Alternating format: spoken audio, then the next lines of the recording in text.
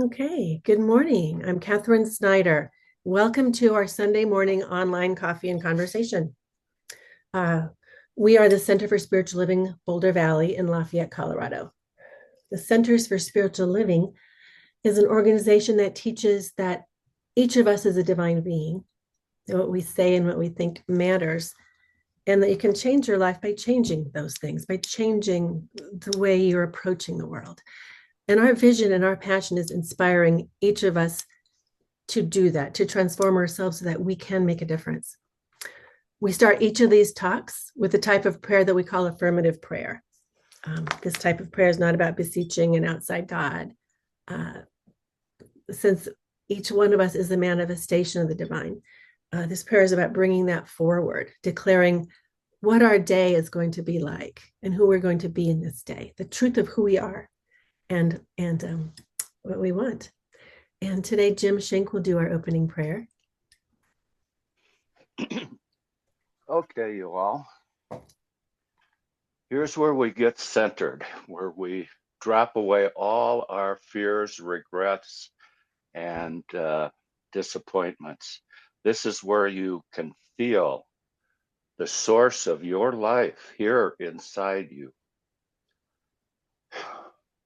And we know we're part of the greater collection, the greater spirit that indwells all of us. We thank them for the beautiful day we have and the collection of people we have today to participate in this message, this Sunday sunshine message. We are so grateful.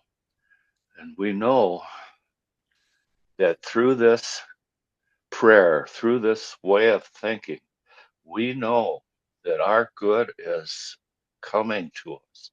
All the things we need, all the things we need to make our life pleasurable, make our life enjoyable.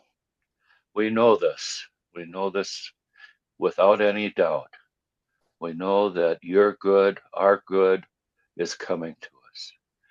And to end this, I want everybody to say, and so it is. And so it is. Thank you, Jim. Now, our speaker today is Robert Brzezinski. Let me tell you about him.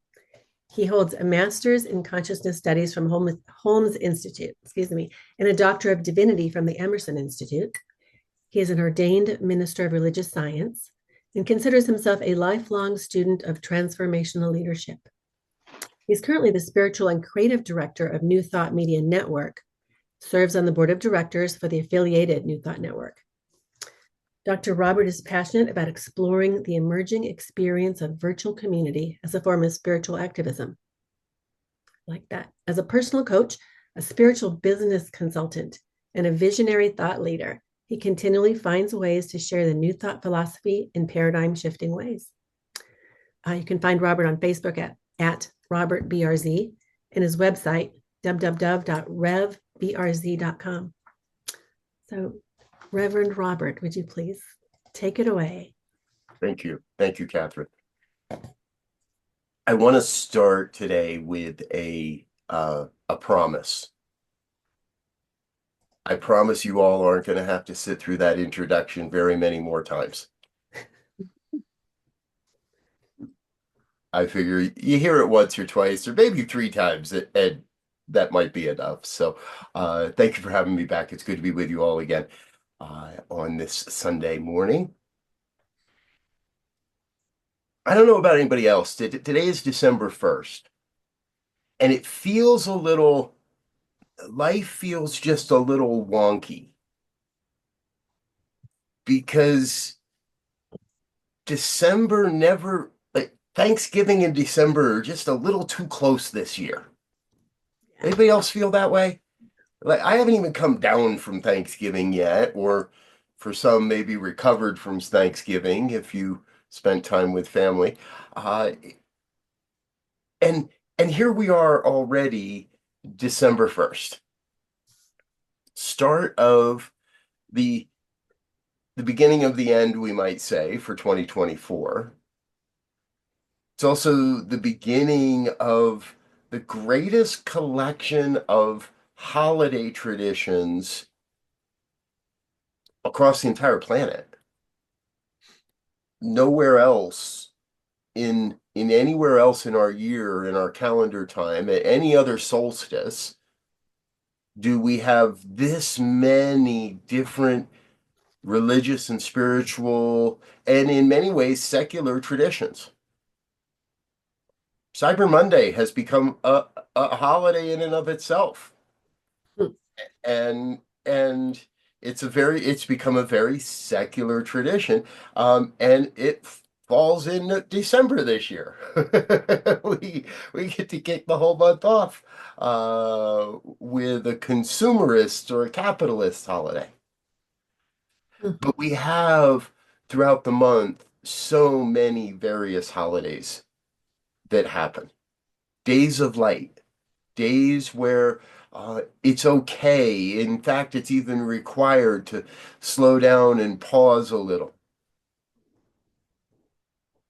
Years ago, I spent a number of years in the sales industry and working sales in various forms, and and everybody agreed, or at least the team members, all the people, we would all agree that we come about the end of the middle of the 15th, the 20th, maybe at the latest, business was over for the end of for the year. Nobody made any sales. Nobody wanted to buy anything. And our bosses would always require that we at least kind of show up and make a some sort of an effort of it. And it always felt to me like, why? Why just show up and sort of make an effort out of something? If we're not going to give ourselves completely and fully to the task in front of us, well, then why? Part of what I love about this month, for me, my birthday is in just 19 days from now, so the 20th. My family is is committed to being together and spending time outside our normal avenues and our normal experiences. And most important, it's okay to kind of shut down, go within, and really reflect. Reflect on not only what's happened this year, but what's happening now, right now, in preparation for next year. Many years ago, and some of you may know this, some of you may not. I was introduced to the science of mind in Salt Lake City, Utah, and became the president of the board there and received my practitioner license there and took my early education there. And eventually, my wife and I and our family took the big leap and moved over here to Colorado. And in that transition time, which truthfully was about a year that between coming over and before we moved and going back after we moved and all these times, on one specific trip, I had made a commitment to the Salt Lake Church to help them in that they were hosting a nationally renowned speaker. Some of you may know the name Neil Donald Walsh. And they had been working to bring Neil in, and they needed extra hands and people they knew they could trust, and I was asked to come over and help with the event. So we did. Laura and I went over and we spent the weekend and we helped with the event. And in that, and it was early November, by the way. In that, Neil planted a seed in my mind that still continues to grow and that I still will continue to preach year in and year out. Gratitude. This experience of gratitude to which we have just given a whole national holiday. largest traveling day of the year so far. DIA airport overflowing with parked cars and nowhere to park and all kinds of crazy stuff that now happens around Thanksgiving. It's built on this idea of gratitude. And what Neil was teaching us was that we, yes, have to be grateful for what has already happened. It is important to spend time being grateful for the blessings of our lives over this past year, the changes, the evolutions, the places where things went right, the places where things went better than right, where it went better than we knew. And it is equally important to cultivate a practice of gratitude for what's coming, a gratitude of affirmation, a gratitude that helps us to embrace that which we don't know, the known, the unknown, and that which is unknown to the unknown.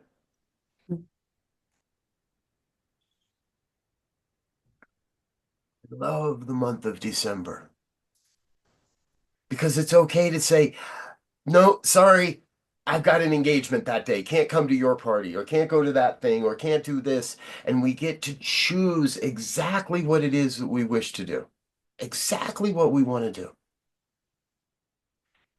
Unless, of course, you have an REV in front of your name and then you've got a whole bunch of obligations and things you got to show up at and, commitments.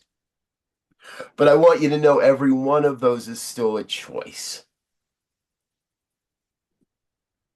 Nothing more important have I learned in New Thought, in the science of mind, than we are forever at choice. And that day in Salt Lake, I was at choice, listening to Neil Donald Walsh to say, oh, that's a cute idea. Let's be grateful for what's coming next year. Let's be grateful for what we don't know. Let's be grateful for what is still yet to be. That's a cute idea. But I made a bigger choice that day. And I have continuously, and it's the challenge that I'm putting before you here today is the same challenge.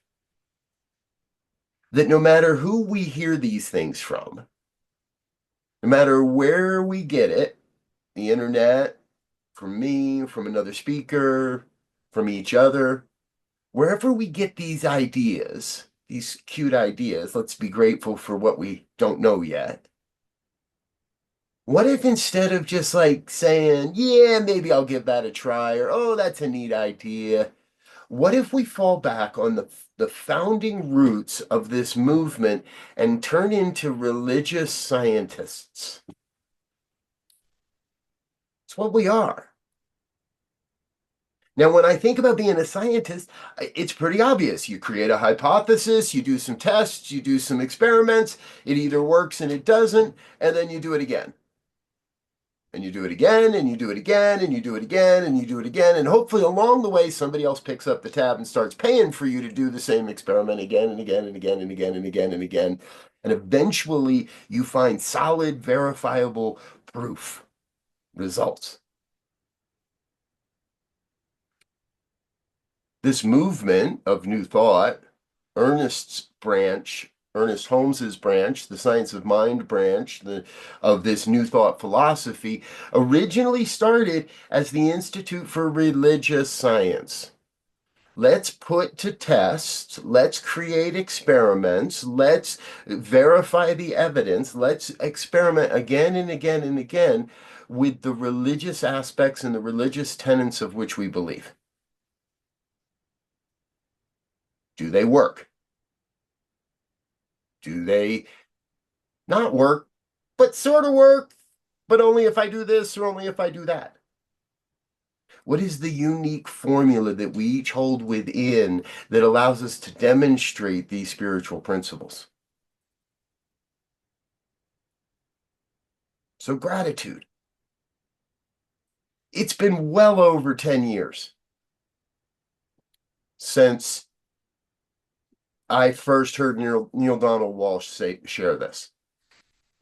And every year, my wife's family gathers in Moab, Utah, and I am blessed to be invited along. And we get together and we spend the Thanksgiving holiday together. And 10 or 12 years ago, I started planting this seed of adding to our gratitudes around the dinner table on Thursday night. Just one thing that you're grateful is going to happen in next year, that you can already see, that you already have a vision of, yeah, this is going to happen. It's already in the works, or whatever it is.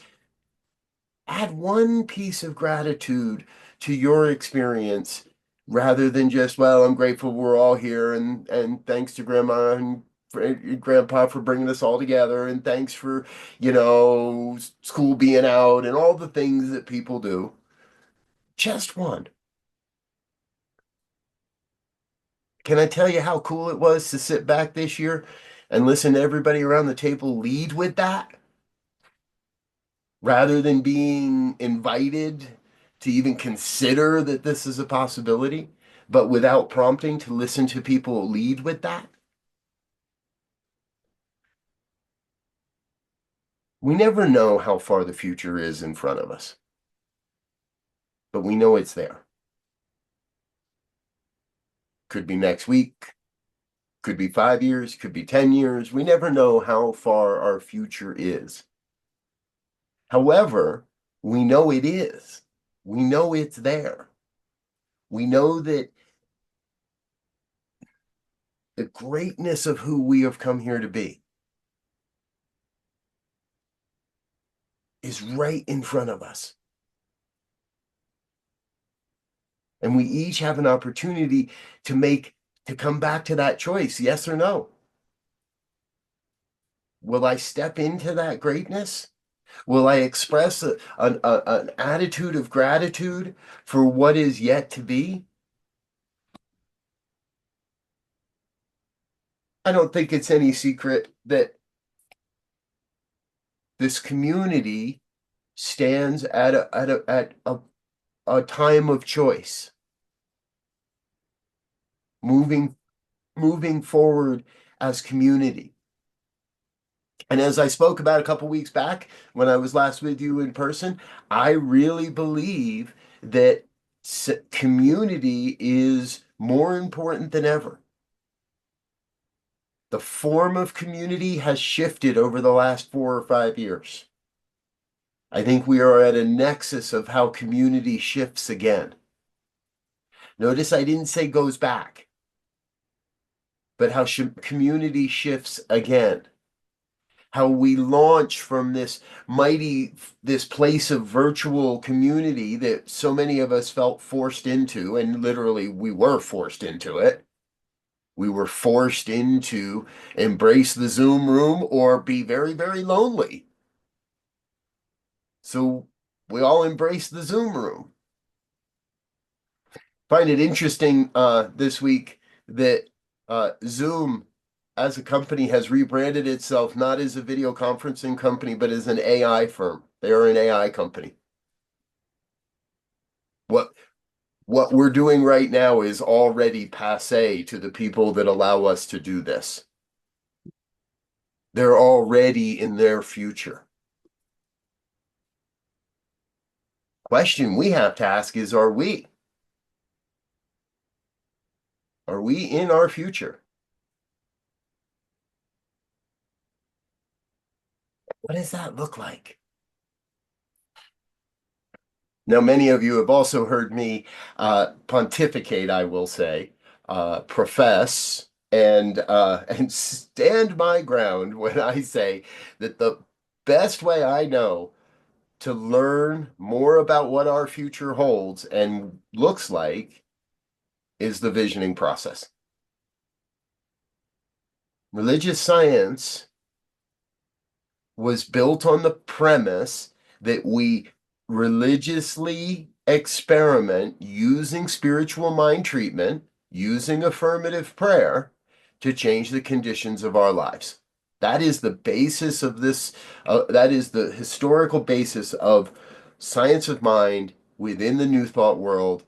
And at that time, the Institute for Religious Science, which eventually became other organizations, which is now the Centers for Spiritual Living, which this community is a member of. We are an affiliated member of the Centers for Spiritual Living. That's what we have to do to get the name. That's how we get the name, right? We agree to say we're gonna work in concert together collaboratively to experiment with spiritual practices and principles to create the life we truly desire. Prayer, affirmative prayer, is our primary experimentation, our primary tool of it, our primary, let's just call it our main experiment. Meditation is another. Meditation has countless forms through which we can experiment. Some of you may like walking meditations. If so, let's go hook up and connect in a labyrinth and have a meditation. I love labyrinths. If walking's not for you and you want to sit and stare at a candle, I got candles. Let's go sit and stare at a candle together. You want to be in the music and be in a chant and hang out at a kirtan. Truthfully, that's not really my thing. So don't call me when you're going to the kirtans. But go. Experience the meditation, these practices as they work for you. And for me, over the last 20 years, nothing works as quickly, as precisely as the visioning process. It is a two-way conversation with the divine. It allows us to explore avenues of contemplation that we may not have even known existed. And it allows us to solidify or qualify, if you will, ideas that we may have already had and already floating around. I want to give you a little example of that. Way back in like 2009, let's say, maybe 2010, but I'm going to say it's 2009 because it'll make the math in this story a little easier later on. Sorry, I didn't tell you there was math involved. About 2009, I had it in a visioning, and it was really strong, and it was of a radio station, but it was kind of like not most radio stations are just, an office, a space somewhere, no windows, just walls, yada, yada, yada. But this was like in a fishbowl in the front of a strip mall, a small strip mall. So like maybe a half a dozen stores, and in the middle of all of that, there was like this big, huge windows, and you could see in, and right there behind the glass was a DJ. Now, I really had very little idea what that meant or what? I very clearly remember sharing with a friend of mine that I don't understand this. This keeps coming up and I just don't get it. It's pretty interesting to me that in 2019, just prior to the pandemic, in the middle of the night, I started a global virtual radio station.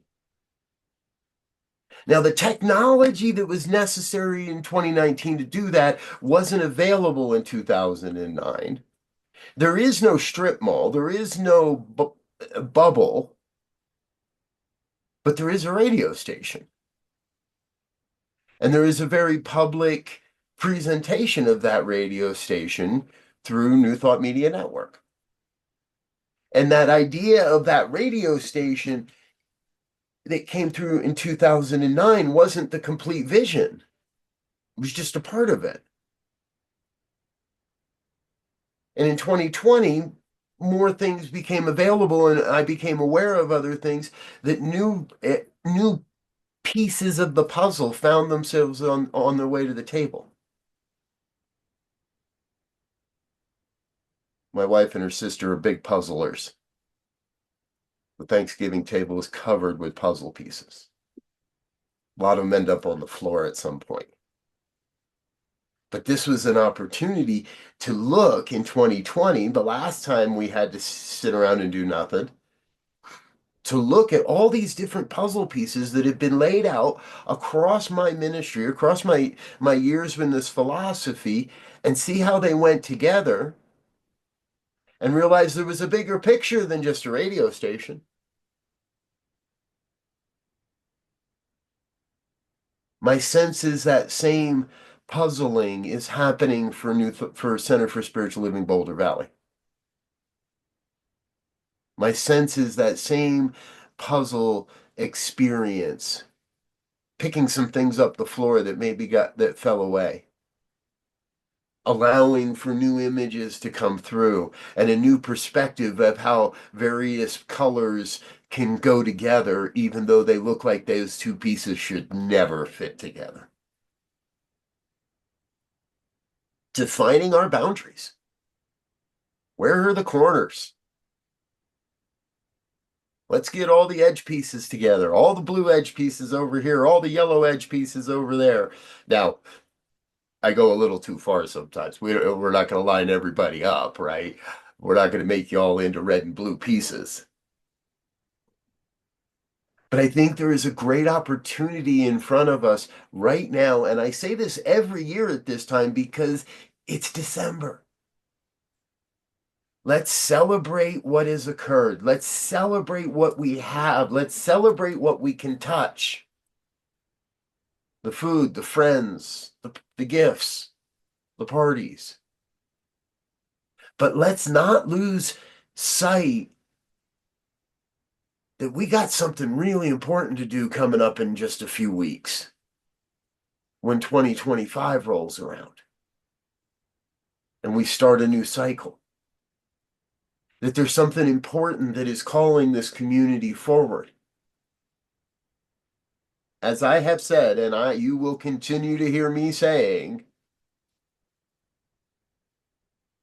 new thought is the future. And this community is vital, I believe, vital to the evolution of new thought on planet Earth. That there is a unique gift, a unique vision, a unique mission, a unique something that only Boulder Valley can do, something that only this group can seed or demonstrate. We're planting the seeds today for a dozen years down the road, but we are also celebrating and building upon what has been built for dozens of years. And I'm sorry, I really wish I knew that the year that this community was founded, and I don't. And we'll get to that in the discussion afterwards. But this community is here today as a demonstration of somebody's vision that maybe was like, I don't get that. That don't make sense to me. And yet a number of you have continuously come together to demonstrate the vision, to build a unique community, a new thought community that is vital to the evolution of this philosophy. That's my truth. I'm sticking with it. Grateful you've invited me to be here with you. Grateful that you'll have me back. And grateful that we're getting a chance to be together and to play together as community. Thank you. Thank you, Reverend Robert. That was marvelous. I took a bunch of notes and I think maybe we all did. It's time for our discussion. Before I stop the recording, though, I do want to say that here at the Centers for Spiritual Living, we believe that one gives where one receives spiritual nourishment and inspiration. So if you found value in the message, if you want to contribute to our work, feel moved to make a donation of any size, please make a love offering on our website, cslbouldervalley.org/donate. All right, so I'm going to stop the recording now and we can begin our discussion. If you're watching this recording later and would like to be part of the conversation next time, you can find the Zoom link on our website, cslbouldervalley.org. We meet online via Zoom the first, third, and fifth Sundays at 10 a.m. Mountain Time, and we meet in person in between. And we hope to see you.